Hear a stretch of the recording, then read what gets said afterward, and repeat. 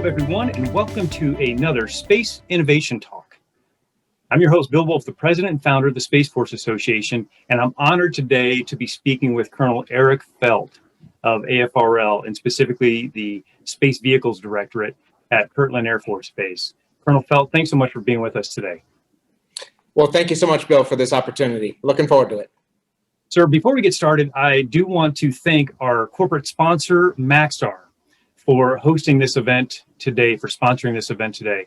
Maxar provides technologies, is an American space technology and intelligence company with more than 60 years of experience in building advanced spacecraft and solutions for communications, remote sensing, and more.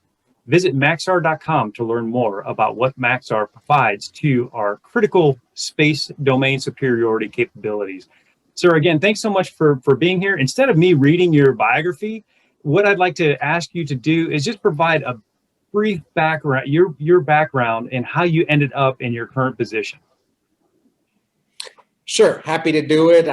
Electrical engineer by training, went to Duke University through their ROTC program, then went to University of California at Berkeley for master's and PhD, also in electrical engineering.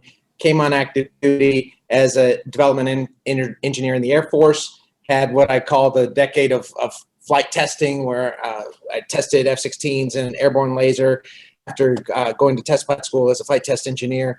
Then I switched over to the space acquisition side of things, 2 tours at the NRO, 1 at SMC, 1 at DARPA, where I just got to see different aspects of space acquisition. And now in the best job ever here as the director of space vehicles at Air Force Research Lab, working on science and technology for our satellites. And sir, congratulations on standing up that new organization. There's been a lot of press about what it is you're doing out there. Can you provide for the audience an overview of what your organization provides for the Space Force? Sure. Well, the purpose of AFRL and of engaging in science and technology is to make sure that our Space Force will be able to deter adversary action just as well in 2030 and 2035 as we can do it today.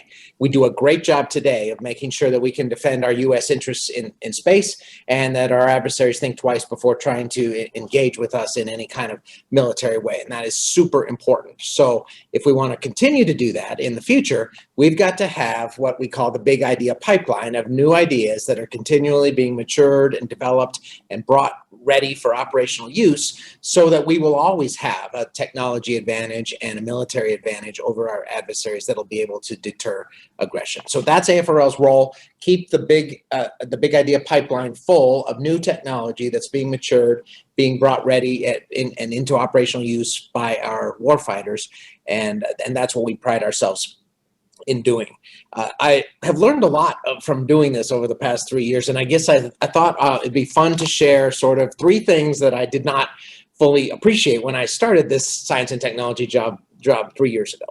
And these are things that if you aren't close to the lab, maybe you don't fully appreciate them, but I think these are 3 things that the lab really brings to the Space Force that are valuable.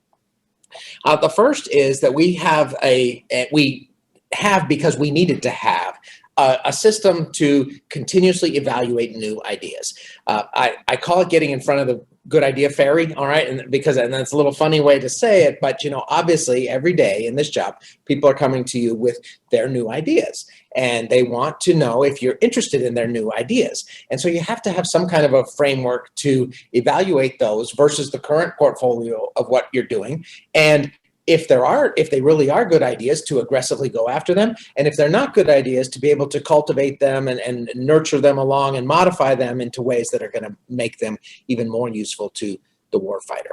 So we have a system for doing that. It's basically nothing cosmic, but from the world of operations research, we have a cost versus utility curve that we use, where on the utility axis, the y-axis, we look at, hey, is this technology going to move the needle in deterring China in 2030 or not?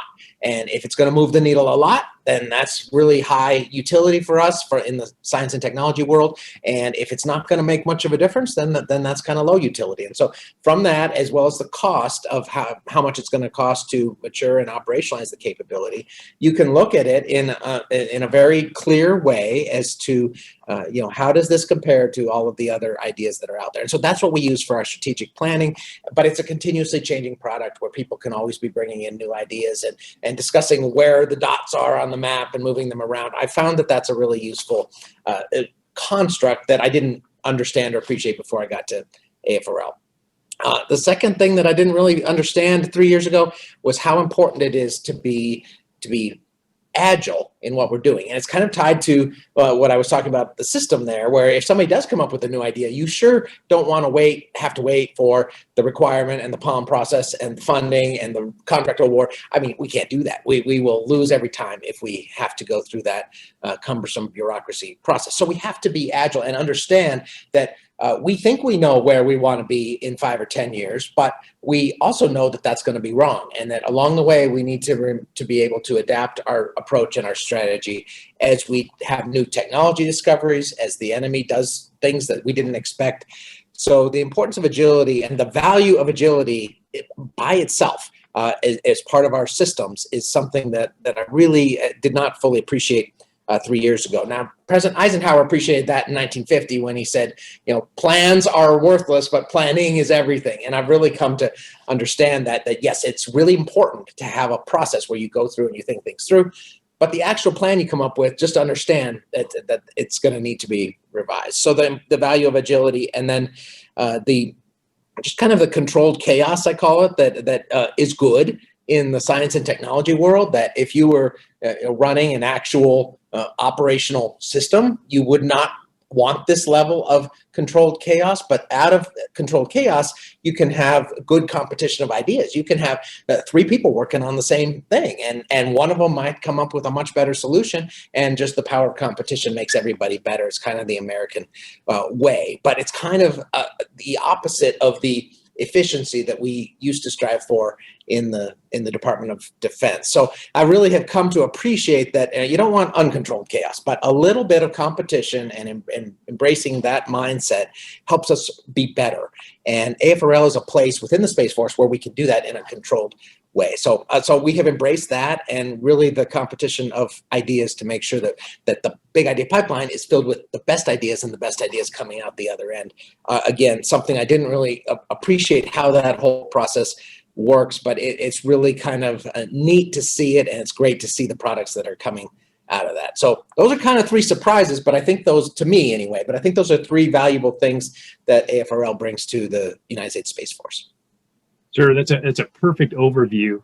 And what I'd like to focus on just a little bit is how that process continues to evolve. So you spoke about the emerging threats that would present a issue for us to achieve a space dominance position. So as those emerging threats present themselves and space warfighters or guardians are operating their systems, how quickly do you think we can turn to get new technology in place to ensure that our systems are not put at risk from those emerging threats? How quickly can we turn?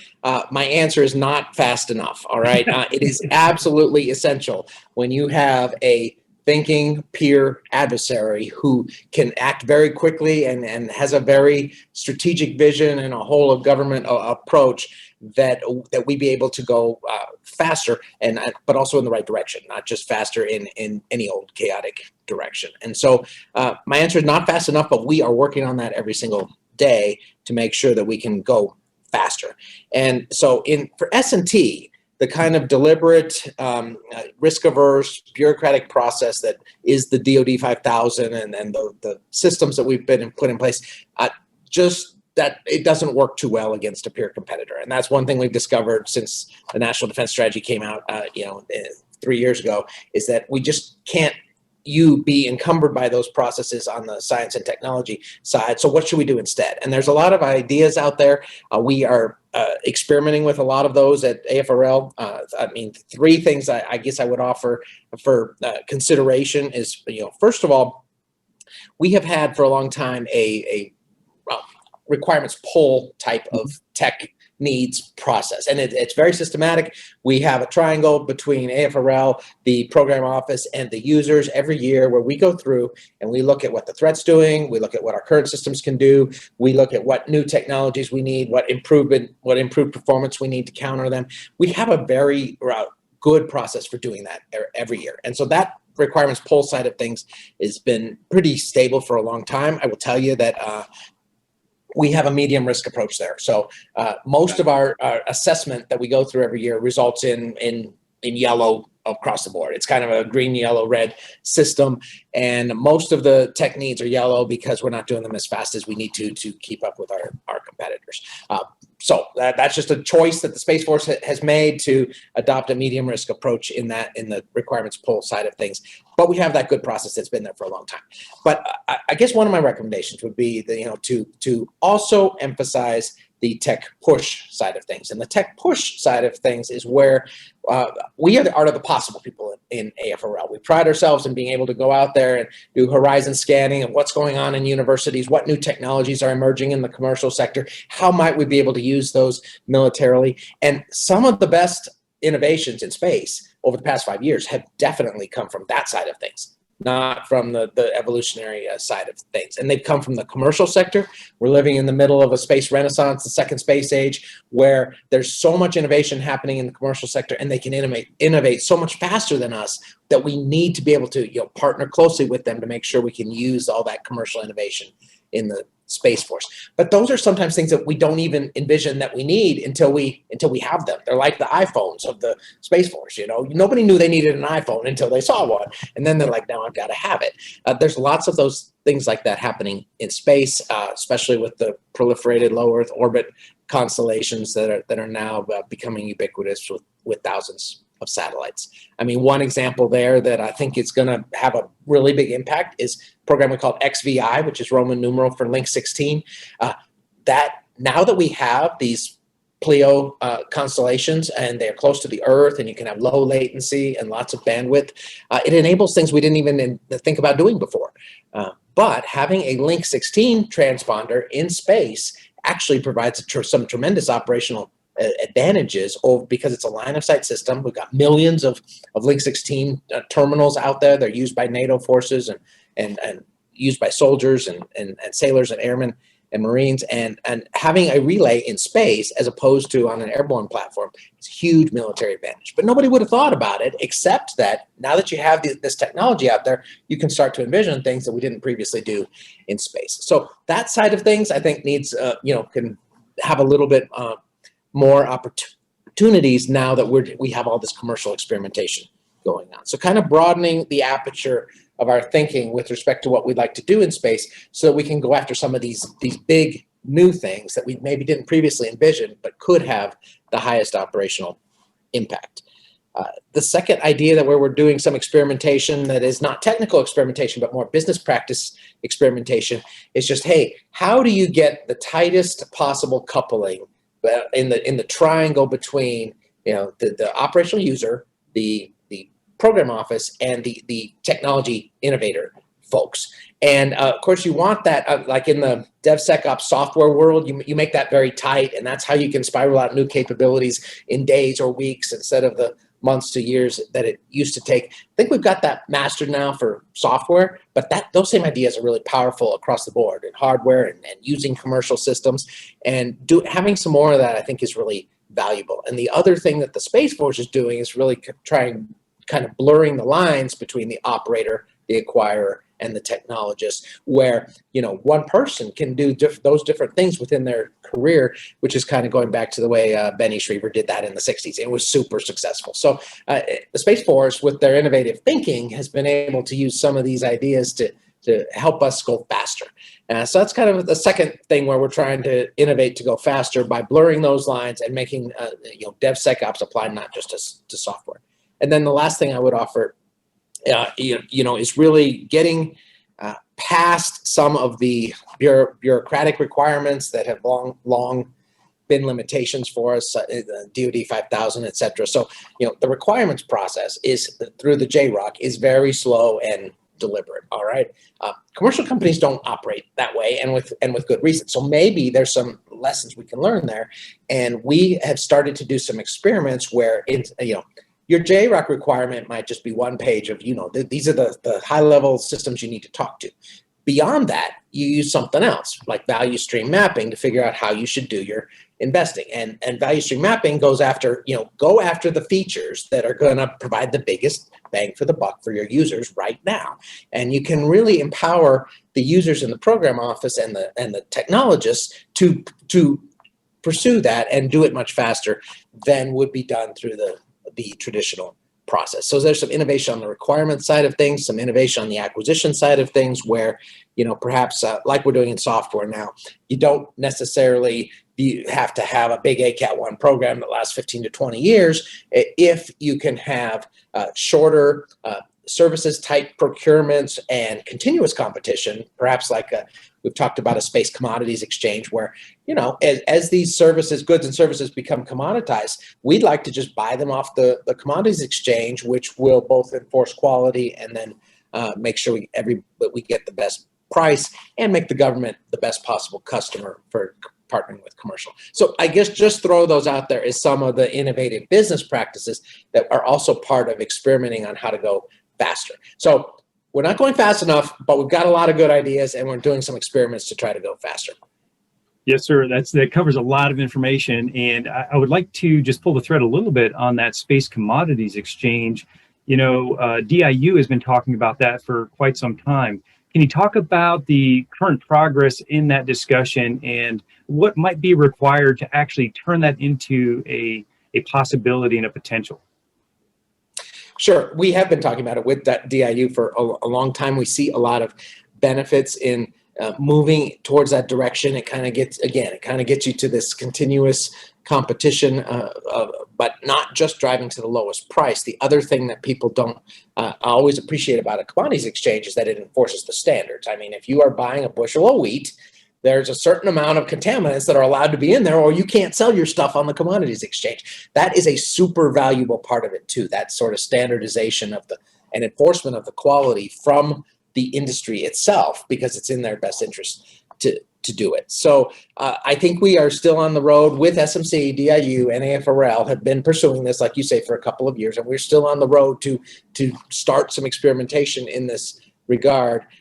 It's just one tool in the toolbox that we'd like to experiment with to see if there are some of the financial tools that have led to a lot of U.S. Greatness and dominance in other sectors, apply those to the space sector. And it's something that the government can do to help the commercial space industry in the U.S., remain vibrant and flourishing. I think the Space Commodity Exchange is a really important idea, and we are going to keep going after it when it makes sense to do so, just as one of many things of how we do business innovation. Okay, sir. I've got one more question, and then if it's all right, we'll open it up to audience questions. Right. What I'd like to focus on is the relationship between developmental test and operational test. Can you talk a little bit about how the laboratory gets involved in developmental tests, from concept and idea, as you talk about, to operational tests before you deliver that capability to the warfighter? The concern is, as we've been doing some talks around the Space Force and talking to folks, there's fear that we could be delivering new capabilities that don't have certified operators to actually operate those capabilities, which, I mean, that's probably a huge limiting factor for providing ready, trained forces to combatant commands to ensure space superiority. Could you talk a little bit about that process, sir?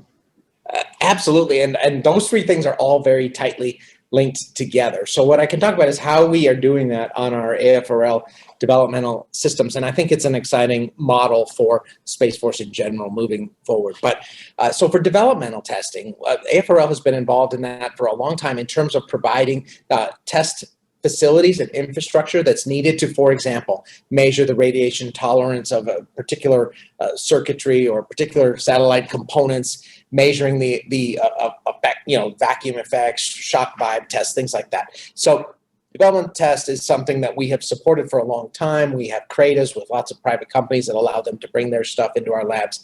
And that's how AFRL is involved in developmental test, as well as setting what those various requirements should be in terms of what systems need to be able to survive in space, and adapting those over time. So that development test is something that we've done well in space for a long time, because it's hard to operate in space, and we know what's needed, and we have to make sure our systems work, because you can't go, it's very hard to go up and fix them once they're on orbit, like the Hubble telescope. So development test is kind of something that I view, let's build on that legacy, because we have a good success of being able to launch systems that usually work in space.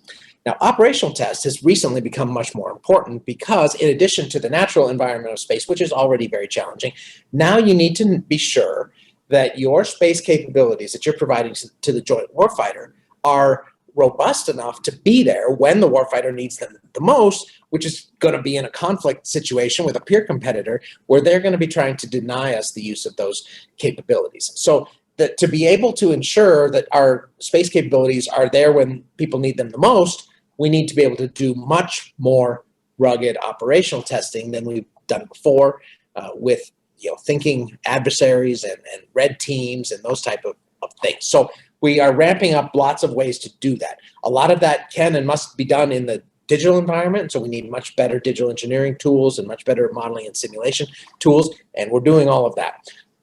But you still need to test on orbit as well, and you need to have a range where you have instrumentation, just like in the other domains, to make sure that you can do your on-orbit testing, and make sure that, again, you've fully characterized the system so that it's going to be effective when you're actually in conflict, and that's how you deter conflict from happening in the first place. So that all fits together. DT, long legacy, we do it pretty well. OT, we're ramping up quickly because of the threats in space, and that's very important. And again, AFRL I view us as the art of the possible people. So we're really good at red teaming and being the thinking adversary and saying, okay, if they have that, this is how I might try to counter that. That's all in the OT side of things, and very important, as well as the digital engineering.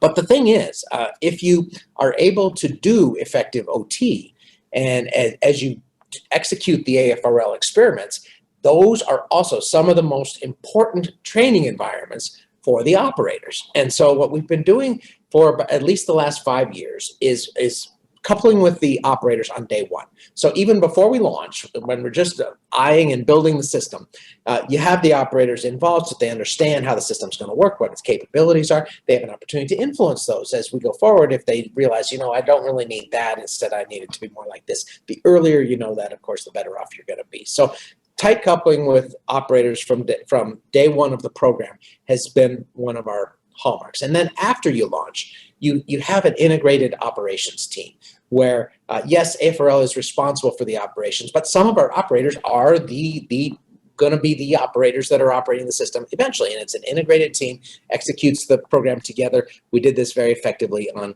Eagle and Mycroft, where somebody's looking over the shoulder, somebody's typing on the keyboard. It's a great way to learn how the system works when you are still in the experiment phase or the operational testing phase. And then when the system goes operational, you kind of just shift who's in charge of the determining what we're going to do, but the operators are already trained and familiar with the system. That is a recipe for success. And so we've been doing that on our systems for about the past 5 years. It's very consistent with the Space Force's vision of tighter coupling between operators, program acquirers, and technologists, and that's been a winning recipe. So that's one of the recommendations or prescriptions I would have for operator training going forward, is at least for the initial tranche of systems that come out, just make sure that we are all tightly coupled during the experimentation phase and the operational testing phase, because then that'll make the transition into operations smooth. So I think that's part of the vision of where we're trying to go with all of that. Yes, sir. And I know there's been frustrations from some of the policymakers about the acquisition process being arduous. But I would say might be a good thing, because we aren't in a world space war right now, which would drive us to be a lot faster, because we would quickly be able to identify what those capability gaps are and have to deliver those capabilities, in near real time. And so I would just posit that it's okay that it's taking time. We're being deliberate with the process, but I'm open to hear your comments or thoughts on how that process is evolving so that we can meet the timeline that we know we need to get to based on the emerging threat. Yes, Bill, you described the problem really well. So as General Bunch, the AFMC commander, talks about, we want speed with discipline. So we don't just want speed, and we also want to be going headed in the right direction, not just moving fast.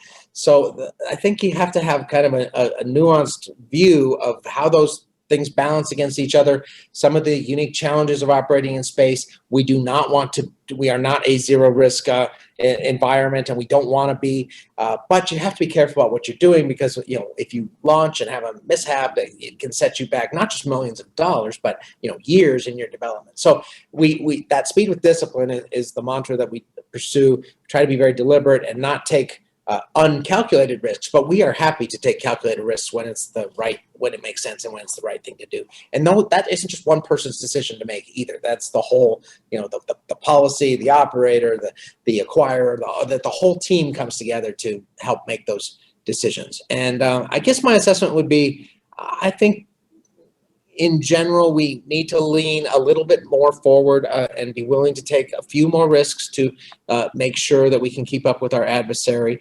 But that comes with, we need to be willing to tolerate some failures. We're going to have some failures along the way, and that's okay. I guess I view it, if I don't have any failures or mishaps in my time as the director here, then I probably wasn't, leaning forward enough. If I have too many, then I definitely was reckless, and I don't want that either. So we're trying to always balance those things. And I think the key, AFRL's secret to that is making sure that we have the best, subject matter experts looking at this, evaluating what the risks are, and trying to mitigate those risks as best we can, but also mindful of the mantra that we must move forward. We must keep the big idea pipeline going. And sometimes that means taking some calculated risks, and sometimes that means we're going to have some failures, and that's all okay. That's all part of the S&T process. Yes, sir. All right, sir, a couple questions from the audience. We've got a question here. Can you provide, and if you can't answer these, we completely understand. Can you provide any insights on how space topics are expected to fare in AFRL's war tech process to ID the next generation of Vanguard programs? Well, one of the best things about the construct of AFRL being one lab, two services, is that we didn't rip the lab apart when we stood up the Space Force. Instead, there's a lot of technologies that can serve multiple domains, and we don't want seams between those. We don't want the Space Force to have to duplicate all the stuff we're doing, for example, in autonomous UAVs, when the same kind of technology is needed for autonomous space vehicles. So the one AFRL construct is good in that it allows us to look at these at air concepts versus space concepts in processes such as war tech, and figure out, hey, what is going to move the needle most in deterring Chinese aggression in all domains. And those are really the important questions. There's a very good process laid in place with Space Force participation, Air Force participation, technologist participation. And I think the space topics are going to do well. I think we have a lot of opportunities in space. I think we have fleshed out those opportunities that they're mature in their thinking, in that we know what needs to be done. We have a good plan to do it. We understand the risks and the costs and the programmatic elements of it. We have transition partners in that we have, program offices and users that want the stuff. So I think the space topics are going to do well, but the process is good. And I think it's one of the benefits of having one AFRL that we even get to have these discussions about weighing these opportunities against each other. And we'll see how it goes. Yes, sir. Thank you. Another question, is StarAra a pathway to get to tech quicker? And do you have examples of success stories with it? Is it an OTA? Yes, it's an OTA, and that is just one of the tools in the toolbox that we have now to, again, help us award contracts faster, award them in a more flexible way. I don't have any success stories yet because it's a brand new contract vehicle where we've just awarded our first few opportunities within the past year here. But I think it's going to work out well. It's not some silver bullet that's going to solve all of our problems, but it's been really successful. The other thing that I think is really an important part of our future is the spec OTA, which is actually an SMC OTA with a $11 billion ceiling. And we're going to be doing a lot of experiments both with SMC and just with AFRL through that contract vehicle too, because again, it's a way to innovatively award efforts more quickly. And there's some other benefits too, in that it helps us to capture industry inputs and iterate more tightly with industry than in the traditional process. So I see a lot of benefits to OTAs, and whether it be StarAra spec or some other mechanism, I think those are a big part of our future. Sir, last year there was a comment made about the importance of space domain awareness in cislunar space. Can you provide comment on any near-term efforts regarding cislunar space and any comments on competition with our adversaries in that domain? Sure. Well, cislunar space is one of the most important things that AFRL needs to provide to our Space Force going forward, is the ability to operate in above the geobelt and out to the moon and slightly beyond. And the reason is that our adversaries are going there, our commercial activities in the U.S. and elsewhere are going there. The Space Force is going to need to be there. They're going to need to know what's going on there, which is space domain awareness.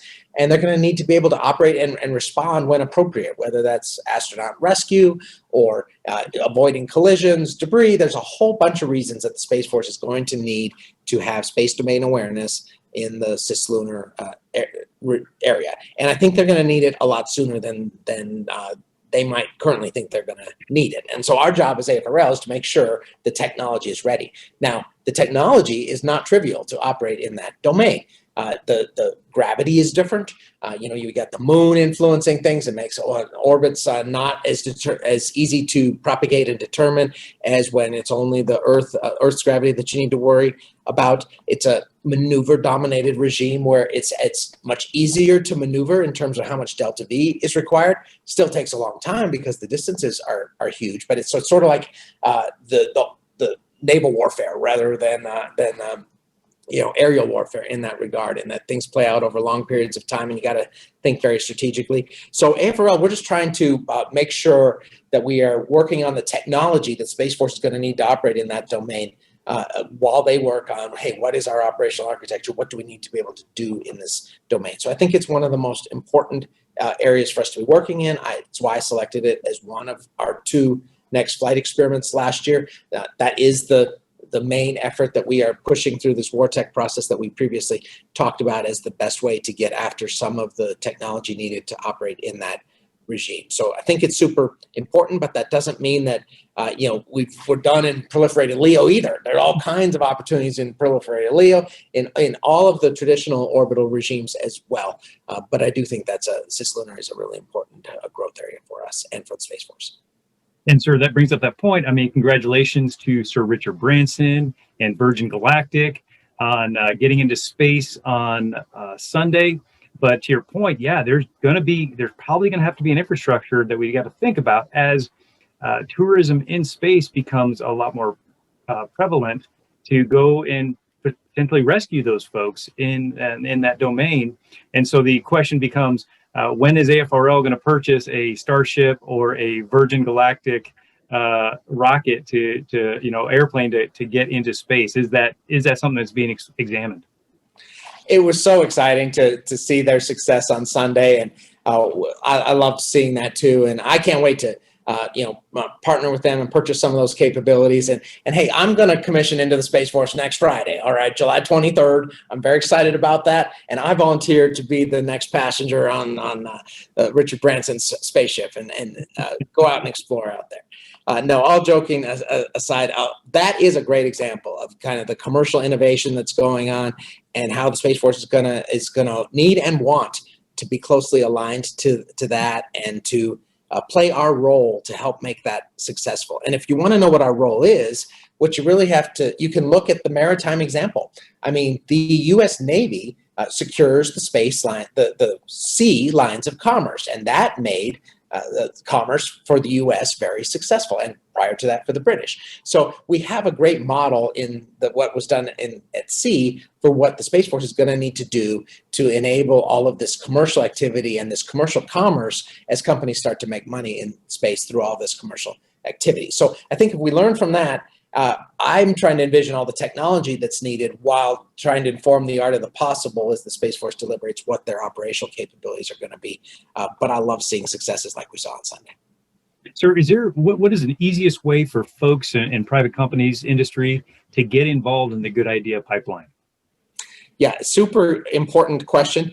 We have a couple of different things. I mean, the AFRL in general has a front porch or an entry portal now where you can go in and search for SME experts in various different technologies and actually reach out to them and talk to them. So that's just one way to get into AFRL, and that's not just in space, but across all of AFRL. That AFRL Tech Connect is the website to do that. So there's that. Within the Space Vehicles Directorate, I've organized our activities into 7 different mission areas. And so I've got a mission lead for each mission area. And the mission lead's job is to be that entry point.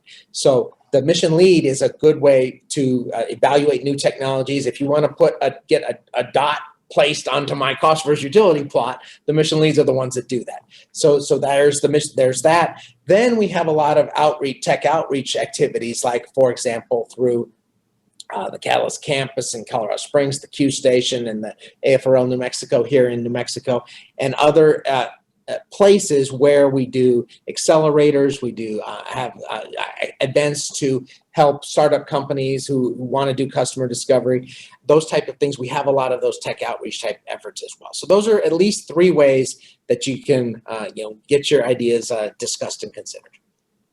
Okay, sir, what I'll do is I'll post that. It's https airforcetechconnect.org in the chat, so folks can go there and basically see what's going on with that. That's great. Thank you. Yeah, if you don't know who else to talk to, that's a great place to start. Okay, sir, we'll do that. And sir, thanks so much for taking time. Any closing comments from you? And I have to say, thanks for being a SFA member. The organization is dependent on our individual and corporate members to make our organization a success. So, sir, thanks for being a member. And if you haven't had a chance already, go out to the new store that we just put up there to get your SFA swag. And it will help our cause and help get the word out about what SFA is doing. So, sir, any comments from you? Well, I just want to thank the Space Force Association for what you're doing. You have a really important role to help build advocacy for our United States Space Force and for all the new activities that are happening in space and for all the potential that's out there. As soon as I found out I was going to be joining the Space Force, I went out and joined the Space Force Association because I was like, okay, here's a group that can help advocate for us and help us be successful, because it takes all of us working together to make this work. My job is in the science and technology world is to make sure that we have that big idea pipeline going, but that's just one part of the whole ecosystem that all has to work well together to make this effective. So the program office, the user, the Congress, the advocates, the private industry, the commercial, all of the allies, all of that working together is really the key to success. And really, I think it's pretty impressive how much we've been able to accomplish so quickly, but we're just getting started. So thank you for your interest. Thank you to the audience for all of your interest and for keeping the good innovation coming, and look forward to working with you in the future. Yes, sir. There's going to be a lot more discussions. There's plenty of questions that we had asked that we weren't able to get to. So we look forward to potentially connecting in the future and talk about all the innovations that are taking place at AFRL. That being said, we know that there's an opportunity to connect Guardians and warfighters to industry. So we're going to host the Space Warfighter Industry Nights, or Space Wins event, in October from the 4th through the 6th in the evening. I'd like to personally invite you out to that event if your schedule allows, and we'll provide additional details. You can go over to the website. We'll be posting some additional information as we continue to develop out that plan. But I think it's imperative to connect Guardians to those innovation concepts that are out there. And this would be right around the Space Force Weapons and Tactics Conference, where we can look at those emerging TTPs that we know the operators are looking at, and then get that into the pipeline that you're describing so well. So thank you, sir. We look forward to that event and look forward to talking with you in the future. Sounds great. Thank you, Bill. All right, sir. Have a great day. We'll talk soon. You too.